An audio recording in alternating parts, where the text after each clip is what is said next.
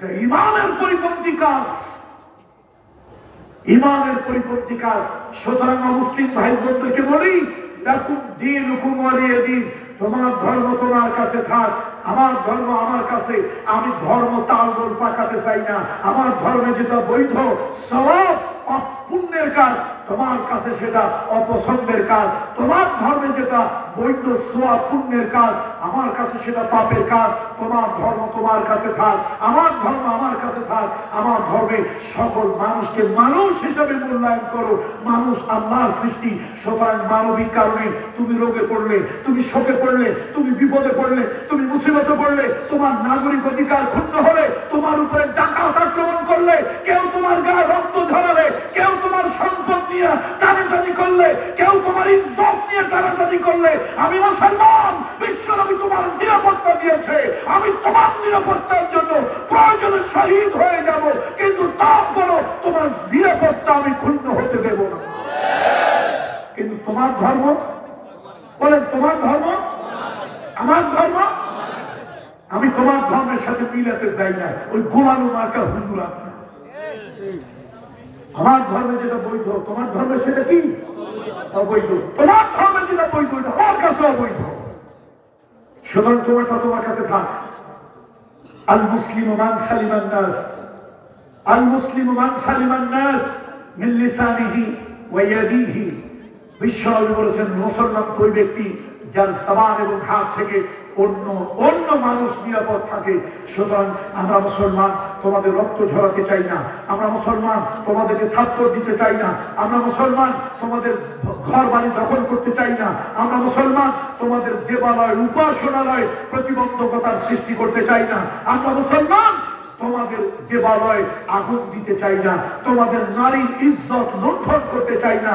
আমরা মুসলমান এগুলি আমার ধর্মের জায়েজ বৈধ করে নাই।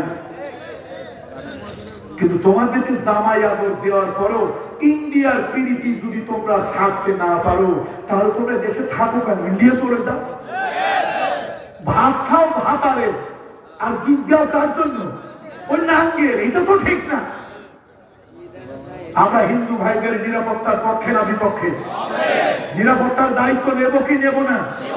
হাজারবার নেব। হাটহাজারী মাদ্রাসা কওমি অঙ্গনের সব থেকে বড় মাদ্রাসা হাটহাজারী। সেই হাটহাজারী মাদ্রাসার দেওয়াল ঘেঁষে 100 বছরের উপরে হিন্দু মন্দির।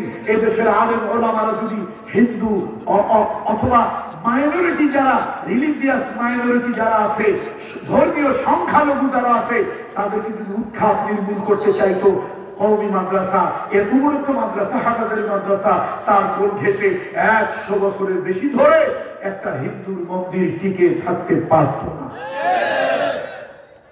আল্লামা শহীদ সাইদি, শহীদ আল্লামা দেলওয়ার হোসেন সাইদি, আল্লাহর ওলি, বাইতুল মুকাররম মসজিদের খতিব মরহুম ওবায়দুল হক নব্বরাল্লাহু মারকাদাহু, শাইখুল হাদিস মরহুম আজিজুল হক নব্বরাল্লাহু মারকাদাহু ওয়া জাআলাল জান্নাতা মাসওয়াহু, সিংহ পুরুষ মুফতি আমিনী সাহেব।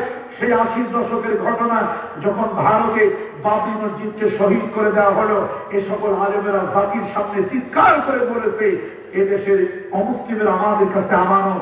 আল্লাহ না করুন, আল্লাহ না করুন, আল্লাহ না করুন, ইন্ডিয়ার উগ্র জঙ্গিবাদী হিন্দু গোষ্ঠী যদি আল্লাহ না করুন ভারতের সব মুসলমানদেরকে যদি শহীদ করে দেয়, আল্লাহ না করুন এদেশের যারা মাইনরিটি আমাদের কাছে আমানত, আমরা তাদের জান মাল উপাসনালয়ের কোনো ক্ষতি আমরা করব না। আলহামদুলিল্লাহ, আলহামদুলিল্লাহ। এদেশে জামাত ইসলামের লোক বলেন, হেফাজত ইসলামের লোক বলেন, আলিয়া মাদ্রাসার লোক বলেন, কওমি মাদ্রাসার লোক বলেন, এদেশে আলেম ওলামা, এদেশের দ্বীনপন্থী ইসলামী সংগঠন, ইসলামী কোন মাদ্রাসার দ্বারা অমুসলিমেরা কখনো আক্রান্ত হয় নাই। হয়েছে কাদের দ্বারা? আমরা তাদেরকে চিনি, আমরা তাদেরকে চিনি। ভাসুরের নাম জানি, কিন্তু লোকেরা বলে না। ভাসুরের নাম জানি, কিন্তু বলি না। আমরাও কিন্তু তোমাদের নাম জানি, তোমরা কারা কারা করো। অনেক ফিরিস্তি আমরা দিতে পারবো, কিন্তু আমরা ওগুলি বলি না। যাও, আসুন, পৃথিবীতে এখন ষড়যন্ত্র শুরু হয়েছে। এই ষড়যন্ত্রের মোকাবেলা করতে হলে কি লাগবে? কি লাগবে? সুলাইমান আলাইহিস সালাম সিংহাসন আনার জন্য শক্তি আলাকে দিছে না জ্ঞান আলাকে দিছে? তাহলে সুলাইমান আলাইহিস সালামের সেই জ্ঞান অনুযায়ী প্রত্যেক ব্যক্তি আমরা ইসলামী সাহিত্য পড়ব, ইতিহাস পড়ব, বিশেষ করে তরুণ যুব সমাজ। আমি আপনাদেরকে ইসলামী সাহিত্য, ইসলামের ইতিহাস, মুসলমানদের সালাউদ্দিন আইয়ুবের ইতিহাস, শহীদ তিতুমিরের ইতিহাস, হাজী শরীয়তুল্লাহর ইতিহাস, মুসলমানদের স্বর্ণযুগের ইতিহাস পড়ার জন্য আজকের এই মিডিয়ার বন্ধুরা যারা এসেছেন, এতগুলি মিডিয়ার বন্ধু যারা এসেছেন, এই মিডিয়ার বন্ধুদের মাধ্যমে এবং মিডিয়ার বন্ধুরা যেই চ্যানেলগুলি চালাচ্ছেন সেই চ্যানেলের দর্শকদের মাধ্যমে আমি গোটা মুসলিম মিল্লাতের কাছে এই আহ্বান রাখতে চাই, আসুন যুদ্ধ শুরু হয়েছে, যুদ্ধ শুরু হয়েছে, এটা অস্ত্রের যুদ্ধের থেকে জ্ঞানের যুদ্ধটা বড়। এই যুদ্ধে আমাদেরকে জ্ঞানের যুদ্ধে বিজয়ী হতে হবে। জ্ঞানের যুদ্ধে কি হতে হবে? বিজয় হতে হবে। সে বিজয় অর্জন করার জন্য যেরকমটি জ্ঞান অর্জন করা দরকার, আল্লাহ তাআলা সে জ্ঞান আমাদের সকলকে অর্জন করার তৌফিক দান করুন। হাদা মা ইনদি ওয়াল ইলমু ইনদাল্লাহ আলাইহি তাওয়াক্কালতু ওয়া ইলাইহি উনীব। আল্লাহ তাআলা এই নাগেরহাট ইমামগঞ্জ নাগেরহাট কেন্দ্রীয় মসজিদ কমপ্লেক্স ও নুরানি দাখিল